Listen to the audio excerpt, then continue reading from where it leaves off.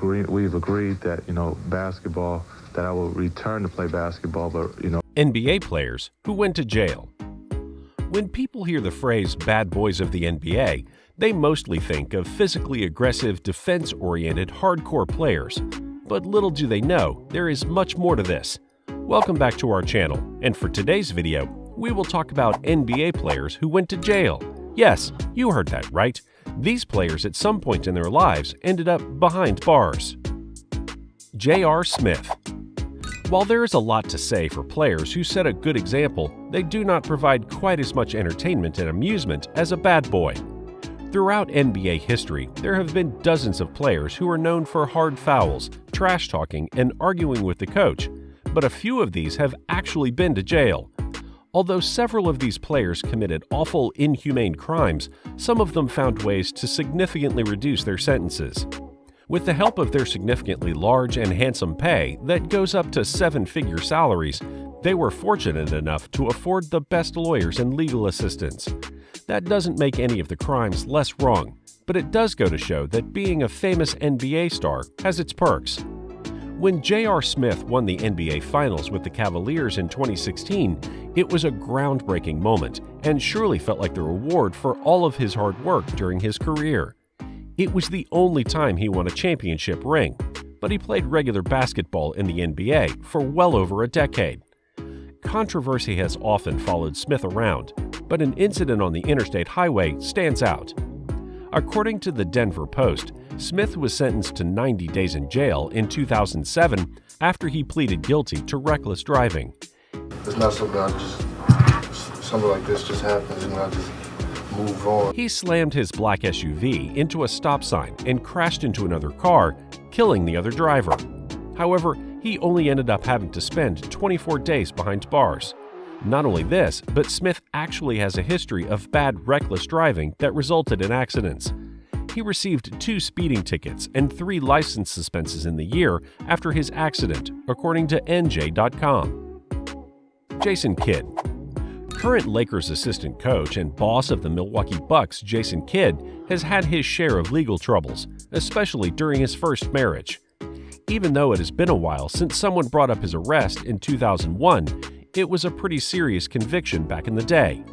we've agreed that, basketball, that I will return to play basketball, but, Jason Kidd made the highlights when he was arrested for domestic violence and pleaded no contest to spousal abuse charges, for which he paid a $200 fine. In addition to this, he was ordered to undergo anger management classes for 6 months following the incident, although it is said that he continued to do so even after his 6-month period ended. The irony is that 6 years later, following their divorce, Kidd filed a restraining order against his wife, saying that she was abusing him at that point in their relationship. Allen Iverson. Prior to his career in the NBA, Iverson was a superhero back in the day as well. So you got to play 42 minutes. In addition to being well known for his talent in both basketball and football, he is popular due to an incident at a bowling alley that ended up in a huge brawl.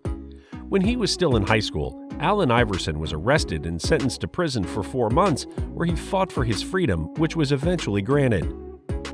He was acquitted of those charges due to insufficient evidence, but his career was put on hold during the meantime.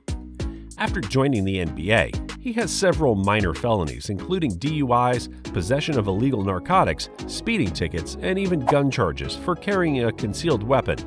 But luckily, he has managed to stay in front of the bars instead of behind them. Iverson pleaded no contest and was instead sentenced to community service. There have been a handful of allegations thrown at Iverson over the years, but to his luck, the former NBA All-Star has come through all of those accusations without guilt. Delonte West. The former Celtics and Mavericks guard, Delonte West has a history of being in the wrong place at the wrong time. When I get there, I'm on time. It don't matter if I'm late or early, I'm right on time. Back in 2009, he was pulled over for an overspeeding by a warden while riding his 3-wheeled motorcycle in Maryland.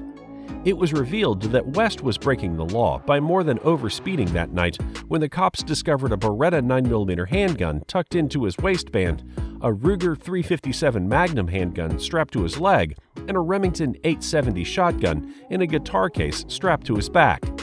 The NBA star insisted that he was just moving those guns after he was informed that some kids in his family had found them in his closet, but pleaded guilty to not only the traffic offense, but also the weapons charges.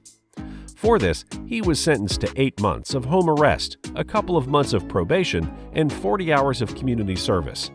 On top of all that, when he was a member of the Cleveland Cavaliers, he fooled around with the mother of a fellow player, LeBron.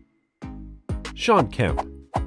The former Seattle Supersonics star Shawn Kemp was a huge presence on the basketball court for whatever team he played for. Success, and especially when you struggled in the past and you come back and you made it to the championship.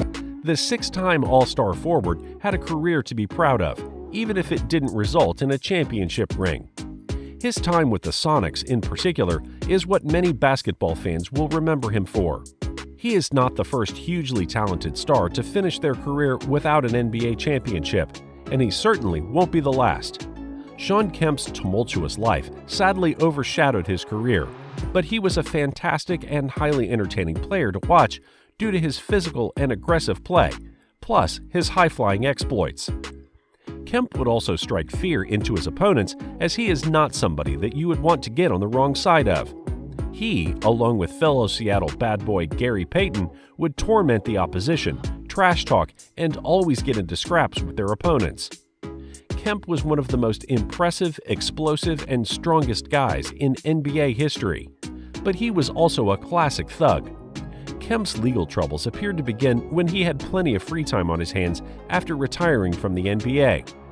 He got in trouble in 2005 after being convicted for possession of illegal narcotics and a semi-automatic firearm weapon. Kemp pleaded guilty to the charge of narcotics possession after being formally charged. It is said that he had his issues with cocaine and alcohol abuse, seeing him enter rehab in 2000. Despite being kicked out of the league for starting a self-destructive spiral, he remains to be one of the greatest players during his prime. Ron Artest. As surprising as it may be, there have been a number of NBA players who have served behind bars following convictions on multiple charges. The crimes to which these basketball players committed vary from small charges of drug possession to large felonies of kidnapping, vehicular homicide, animal abuse, and third-degree rape. Before turning his life around and becoming the level-headed individual that he is today, Metta World Peace, aka Ron Artest, lived a pretty wild lifestyle. Well, first of all, I want to thank everybody in my hood. Thank the Worldwide Warriors, Rockefeller. One of the most eccentric and controversial athletes ever was known to have quite a tough time with controlling his anger.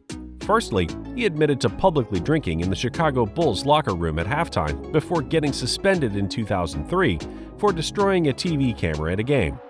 Then, Artest was tried and convicted for his part in the Pacers-Pistons brawl back in 2004, for which he was ordered to undergo community service and a year of probation.